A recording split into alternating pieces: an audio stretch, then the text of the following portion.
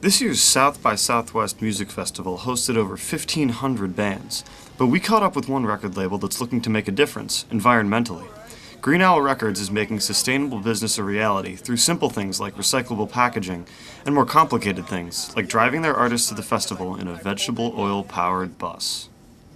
It just felt like nobody else was doing it, and we wanted to do it just for ourselves. You know, we didn't want to have to keep putting out records in an unsustainable way.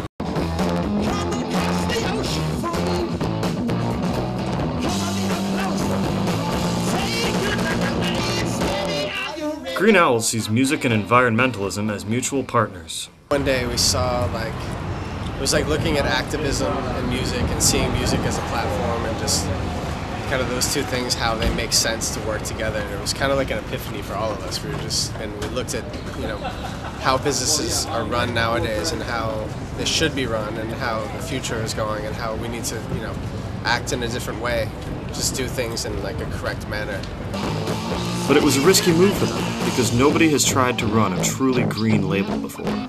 It's also just kind of breaking new ground. It's like, yes, people are totally into it. They definitely want to help out and be a part of what we're doing, but nobody knows what to do, and nobody's really done it before on an industry-wide basis, So it's like when we come up with a release or things that we want to do, we have to improvise and figure it out and make it happen. Because digital is better, yeah, because it's not cutting down trees and sending them on carbon planes to people in stores and plastic and blah blah blah. But at the same time, you're going onto a computer which is running by electricity, which is probably running off a coal plant.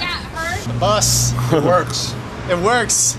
I mean, we drove down from New York in this thing. We drove down with 16 people on a veggie oil powered school bus. We have a 100-gallon tank on here, and it feels so good when you're sitting there driving and you flip the switch and you're running on veggie oil. It's pretty awesome. I mean, we were pushing it as much as we could. We definitely, all the way down here from New York, we're riding on veggies. You're on the right lane. Yeah, definitely. It's a right lane thing. Yeah, it's not about regressing back to a time, when people didn't, drive cars or fly. It's about, functioning in the way that society is right now, functioning in that way, but doing it and acting in a better fashion. It's like we're gonna still drive. People are still gonna drive. They're still gonna fly. They're still gonna do things. But if you're gonna drive, you can drive and use veggie oil. It was amazing driving down. Everybody was in the back. What was it, 2 days before we came down here? We're driving in the middle of the night. And we're all listening to Paul Simon's Graceland, and everybody's in the back of the bus dancing. And it was definitely an experience, man. It was something about it. It was pretty great.